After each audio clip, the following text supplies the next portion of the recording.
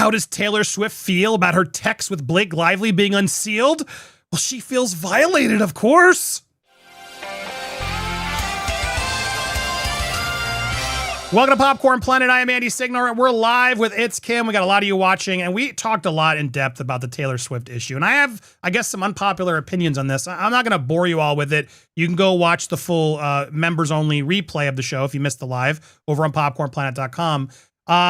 Let's see what Taylor's saying she felt, and then we'll talk more about our feelings here. But Taylor has been navigating, it's been navigating a trying time as her private messages were leaked. It's honestly been really hard for Taylor, one source says. Having her text out there made her feel exposed and kind of violated, like something privately suddenly wasn't hers anymore. That doesn't sit well with her.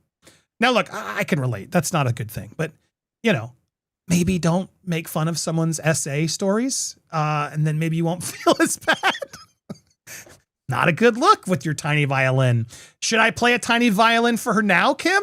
Do you think should we get them out? That the biggest superstar in the world who literally has everything in the planet and more money than most countries is feeling a little worried? What do you think, Kim?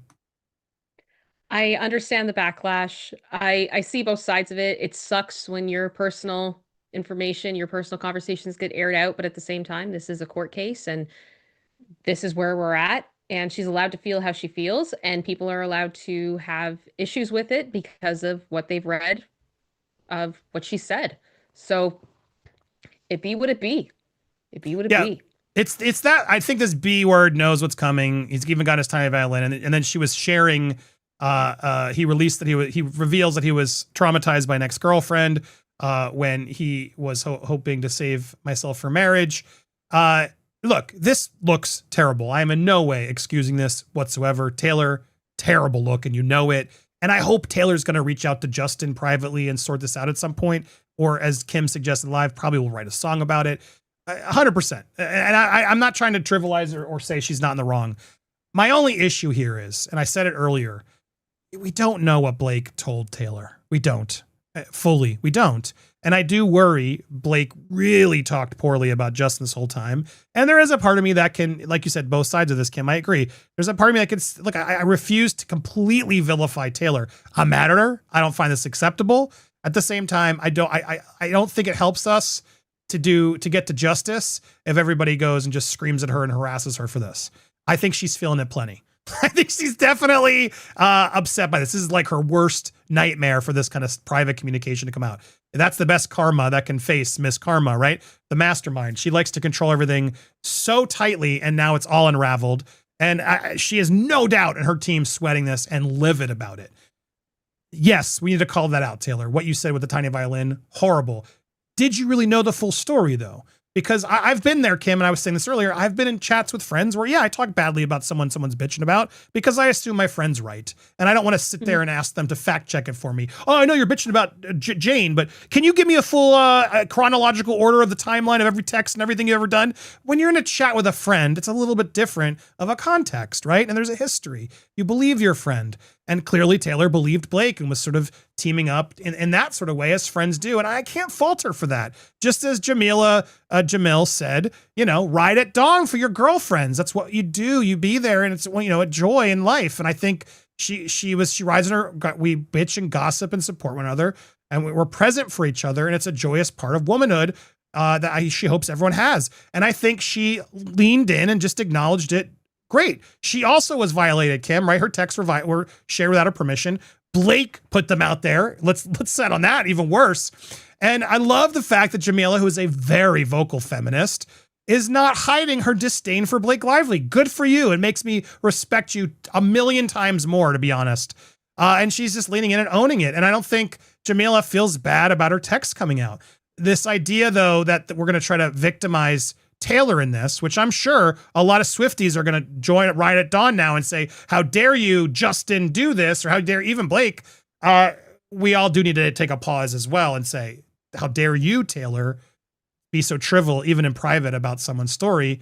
And if you got caught doing that and it's Blake's fault, then you have to come out and say at this point, if you want to save your cred and your voice. I do think at some point, make sure you do it privately or I don't know, somewhere. We need to hear from something. I think personally, I think this is trouble. Now, Again, other reports coming in that she had to change her phone number after all the text drama. Taylor needed to set boundaries and protect her peace. She's very private and doesn't take kindly to people overstepping. This wasn't petty or dramatic. It was about reclaiming control over her life. She had to make sure her friends knew her new number so she could stay connected on her terms. Taylor's circle is very tight. She values her personal space, and when things get messy, she shuts down fast. Changing her number was the cleanest way to do that. This was a full reset. She's in charge of who can reach out to her and when, and that's how she keeps her sanity in Hollywood. And honestly, amen, girl, you do it. I can't imagine any other way. Can you imagine being Taylor Swift with a cell phone, Kim, and the amount of people trying to get it and use you and ask for this and ask for that, and the pressure and the stress? I do have some empathy for big celebrities like that because you lose all privacy. You do. You don't know who can trust, right? So I'm not surprised, but I'm also like, really? Of course, you must change your phone every year, don't you think, Kim? I would assume so. I think she probably has multiple phone numbers as well. And I would imagine there's maybe a number that only a select few get. I think that's probably how I would do it at least. But yeah, I look at it from the perspective of it must be very difficult when I can only imagine the people that would come to her asking her for things constantly. You know, are you really friends with me, or are you friends with, you want to be friends with my fame, my influence, my money, etc.? It would be very difficult. Now it's also being reported, and I don't know how much I buy this fully, but Yeah. the Sun is saying that Travis is stressed over the wedding and how it could be canceled if Superstar is forced to testify in the trial. Now, we know when the trial would be. It's easy to schedule around that. I don't necessarily buy this at all, but I guess it definitely could affect her planning and her stress. I mean, it's definitely affecting her stress level. No wonder Travis unfollowed Ryan because all this is happening because of Blake and Ryan.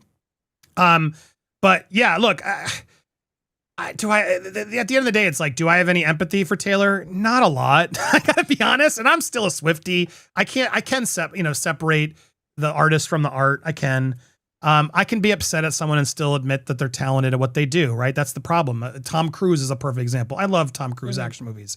Do I think he's the best dad? No. Do I like his Scientology stuff? No. But man, do I love those Mission Impossible movies, you know? Sometimes we got to separate the art from the artist. And I like to try to give people the benefit of the doubt.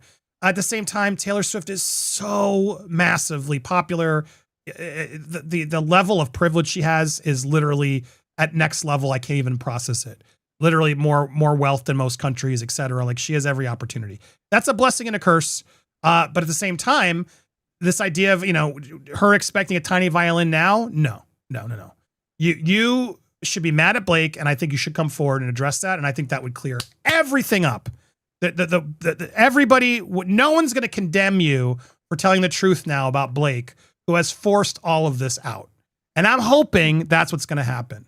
I do, because Taylor needs to be careful, because as I've said earlier all the time, no one's too big to fail. And even though I think Taylor's fine, she's going to make tons of money. The irony of Kim Kardashian coming out of the woodwork right now, slithering out to just literally be caught in the press as all this is going down with the comment of how super talented Taylor Swift is. Kim knew exactly what she was doing. She was subtly coming out with some positive press that was going to get to Tree and Taylor and remind everybody, I called her a snake a while ago, and Taylor can't ignore this. This is a bigger problem from an optics standpoint. There's a lot going on. Yeah, I'd be fascinated to listen to Tree or publicist people and what's really going on behind the scenes. I imagine Taylor is livid behind the scenes, right? Just at all this has exploded. Regardless of whether Justin, she probably doesn't even care as much, sadly, and that's disgusting. But the fact that Blake put her in all of this, right, it's got to make her furious. And so that's why I don't have as much empathy for her. I don't. I think she needs to do something, and I hope she will. There's still time. Could she be pulled in as a hostile witness, Kim? I don't know. I don't think she will, because as I have in the next article, there was a TMZ article talking about her being a hostile witness, but they had an update to it at the very end. And it said that there was somebody connected to Justin's legal team that said it would be next to impossible to serve her with the summons and the text messages speak for themselves. So they don't need her as a witness.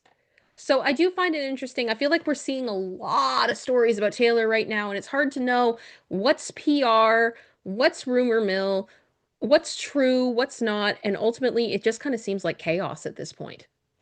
You know what I'm noticing now? She got that album in real quick before all this stuff dropped. Like, it almost feels like she knew Because even that whole album, The Life of a Showgirl, felt a little rushed. Like, I got to get this in before the wedding. Okay, and then I'm dipping out. Bye. I'm gonna do a big thing. Bye.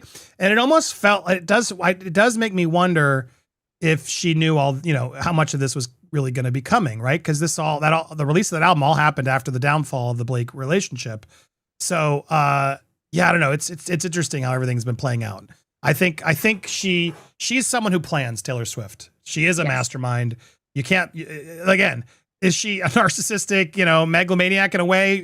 Yeah. Is she insanely talented? And do I love her music? Yes. Like, both things can be true. She is very manipulative and calculated. She is. Go dig deeper and don't just go to Swiftie fan sites. She has stepped on people left and right. She has clawed control out of everybody she can. Look into the Scooter Braun story. It's much more complicated than the Taylor version of things, because from everything I've read, Kim, her dad had opportunity to buy it and then didn't. And honestly, the Scooter drama made her even bigger, made her more money. If anything, she should be thanking Scooter in a weird way. And now she ultimately has it all. It all worked out. It's a long, complicated story. I'm not here to become a Taylor Swift hater. I never will. I do appreciate her as an artist. I have criticized her new album. It does not hold up. I think our song, Nobody's Dragon, is a better song than all of Life of a Showgirl. Tell me I'm crazy. You can pick it up on Spotify and everybody else. I'm Not Your Dragon. Look it up by Popcorn Music. But at the end of the day, she's got to be careful with these tiny violins, because they're going to bite her in the butt. And yes, as much as I can give her some empathy or pass for not knowing how much Blake really told her and how much was the truth, calling out that with the Aladdin emoji now that you just told me about, and we don't know. There's some rumors. It's a weird choice, Kim. Of all the things to pick, it is. It is. Is she calling him Aladdin? No, I think ultimately right now where I kind of sit is I supported Taylor Swift getting the rights to her music and being able to do that, because I believe that artists should have the rights to their own work. I think Agreed. The way that the industry has become is wrong, that people just, these labels and these huge corporations, they just take everything from these artists. But the reality is the corporations are nothing without them. They're nothing without that creativity and the stories that these artists have in the lives that they've lived. And for that same reason, I'm not in favor of Justin Baldoni having his film taken from him, because he owned the rights and it was his studio and it was his. Both of these things can be true. Yeah. So I think this isn't, and the more I look at it, the more it's not true. She's not just being dragged in for tabloid clickbait. You were more involved than you're claiming to be. Now, the statement was very correctly done, where she states, if I didn't do this, I do that, which are true. But you were definitely more involved in this film, Taylor. Maybe you wish you hadn't. Maybe you were just there for a friend. Fine.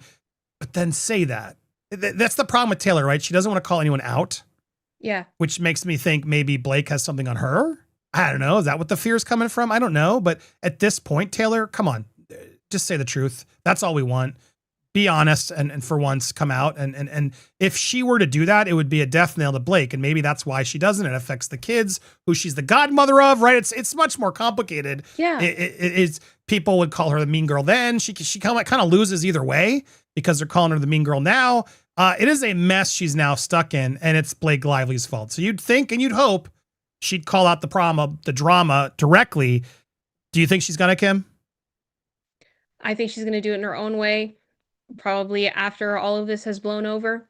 I think she's going to keep her head down, and she's going to if she truly doesn't believe that she's involved in this whatsoever and she's not going to get called to trial, then she's just going to live her life and let this blow over. Am I surprised, though, that Taylor Swift is a manipulative, mean girl mastermind behind the scenes? No, not at all. I'm shocked some of you are, to be honest.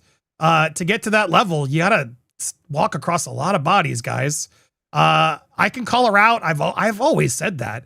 I can still think her music's pretty good.